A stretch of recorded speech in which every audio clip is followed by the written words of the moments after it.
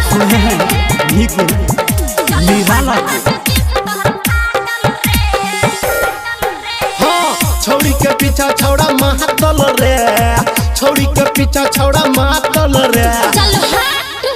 चलो हट जींस तोहर फाटल रे, चलो हट जींस तोहर फाटल रे। छौड़ी के पीछा छौड़ा महातल रे, छौड़ी के पीछा छौड़ा महातल रे। चलो हट जींस तोहर फाटल रे, चलो हट जींस तोहर फाटल रे, चलो हट जींस तोहर फाटल रे, चलो हट जींस तोहर फाटल रे। सिंगर नीकू निराला।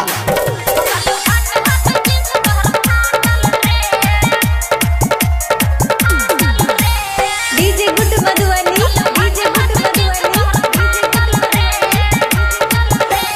हमरा हाए ना तू दे नहीं गई गाली। अच्छा हाँ, एलैया फैशन कपड़ा छ जाली। बाकी भूख मांगे भ जाबे। हाँ, हमरा हाए ना तू दे नहीं गई गाली। एलैया फैशन कपड़ा छ जाली। एकर जवानी छ झाँपल रे, एकर जवानी छ झाँपल रे। चलो हट जींस तोहर फाटल रे, चलो हट जींस तोहर फाटल रे, चलो हट जींस तोहर फाटल रे, चलो हट जींस तोहर फाटल रे।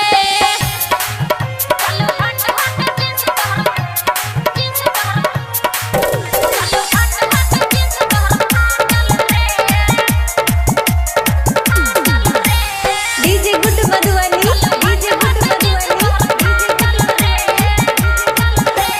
नीकू निराला हा तोहर दीवाना। बुझै छियौ हाँ, तोरा पीछा पड़ल पूरा जवाना। बजरी खसा देबै। हाँ, नीकू निराला हा तोहर दीवाना। तोरा पीछा पड़ल पूरा जवाना।